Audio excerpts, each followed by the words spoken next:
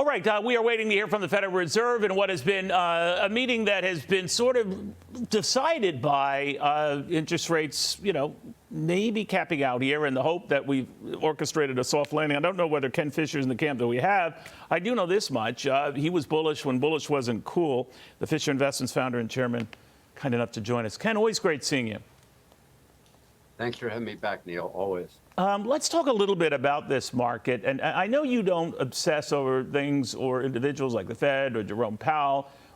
Most are looking for him to confirm what we've already seen, that interest rates won't go higher.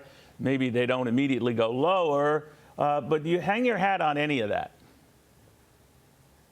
No, I don't think you make your basis for decisions based on what crazy people do. Just don't think you do that. Okay, so you're calling him crazy. Central bankers are always crazy. Right, okay, that's what I always have been. All right. I mean, I've been saying this to you for a long time. The reality is, once upon a time when I was very young, Milton Friedman wrote about exactly why central bankers go crazy. And nothing's changed since then.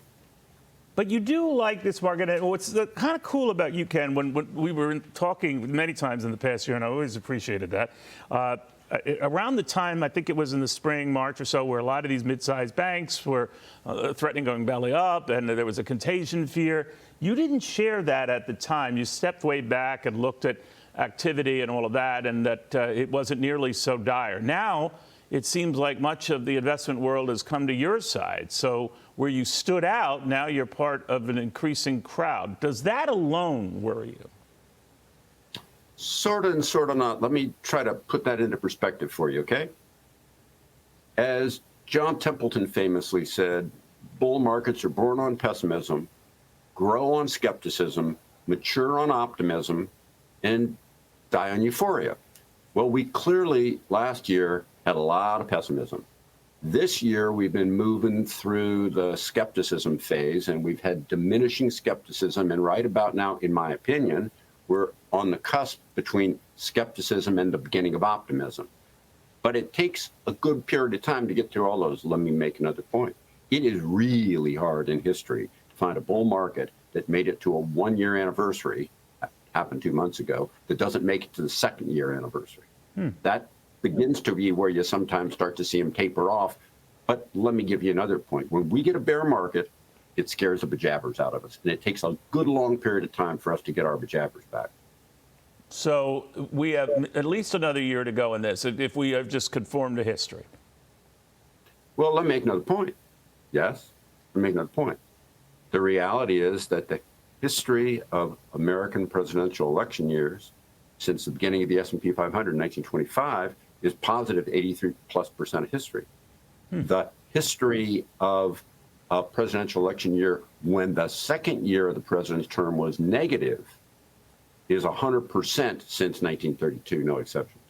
The reality is, is it possible that things come along and knock us asunder? Sure, always is. The odds, for so many reasons, overwhelmingly favor this bull market continuing in a relatively typical psychological John Templeton display of pessimism, skepticism, optimism, and then finally euphoria, which we clearly don't have now.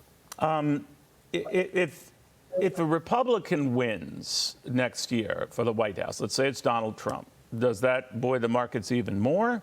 Does it matter who the nominee, the ultimate winner is? What? Well, obviously, nominees matter because that contributes into winning or losing. But the cycle of Republican versus Democrat works like this. Normally, when we elect a Republican, the market likes it in the election year better than when we elect a Democrat. And then in the inaugural year, it flip-flops. Why? Because business gets optimistic about the Republican, and then in the inaugural year begins to find out that he can't really do as much as they hoped. So there's disappointment. With the Democrat, they fear, but then they find out in the inaugural year he can't do as much that they feared, and so markets tend to do well. The history of that is very clear. Another point is there's a very different display throughout the course of presidential election years in history, whether it was a president that was a Democrat running for re-election or a Republican. When the Republican's there, then there is negativity in the year for fear that he's going to get taken out. When there's a Democrat there, the market tends to have more steady rise through the course of the year. I want to get your thoughts while I have you. As a billionaire yourself, and you've given a lot back to society and schools, but there are a lot of these guys who are now rethinking their donations to schools like Harvard and UPenn and all of these over this anti-Semitism issue that has reared its ugly head. What do you think of all of that and them bolting with their money?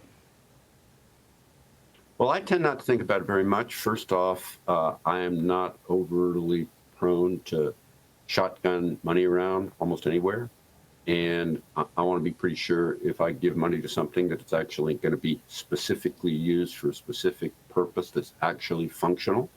And it's not that easy to do if you just give a lot of money to a university, they do whatever they want to do with it, or they put up a building and put your name on it.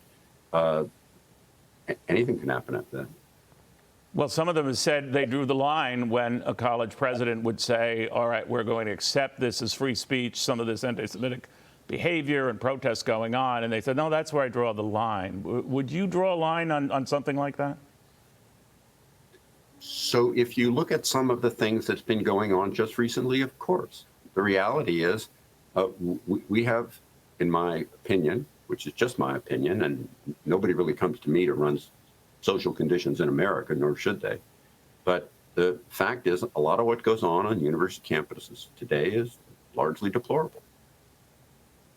And you would not endorse that financially or otherwise. Right, exactly. I mean, the reality is, some of this stuff, from my younger years, if you'd said this stuff would happen, you'd say, no, that can't happen. This is America.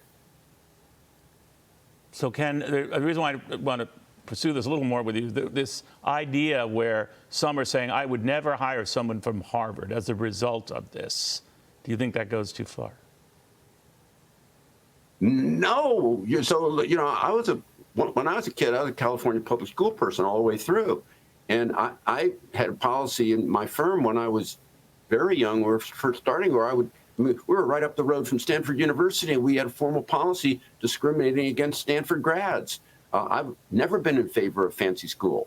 I've always been in favor of the kids that had to work their way through hard and deal with the school's tough knocks, and people that worked their way through school and all that stuff. I've always shied away from fancy schools, always.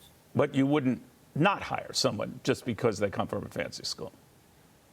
Oh, again, I want to go back to my point. Okay. Neil, I said this a couple minutes ago. We had a formal policy against hiring people from Stanford a long time ago. Okay. Now, mind you, if we'd been next to Harvard, we would have had a formal policy against hiring them. And the reality is we've hired some of those people, but in my opinion, going to a fancy school, a fancy name school, actually is an impediment to future success in terms of the bigger feature, which is getting ahead in life, is really more about work ethic, common sense, drive, and all that stuff than it is about where you go to school. Where you go to school fits on a resume. What you do after the resume is done is really a whole different thing. It's more about the difference between will do and can do. Can do is what in theory you can do. Will do is what you get done. All right. Well, what do you know? You're only a multi-billionaire, but a very, very wise comments all around. I hope you have a wonderful, wonderful Christmas, and thanks for all our chats. Hopefully many more to come, Ken. Appreciate it. You too, Neil. Thanks.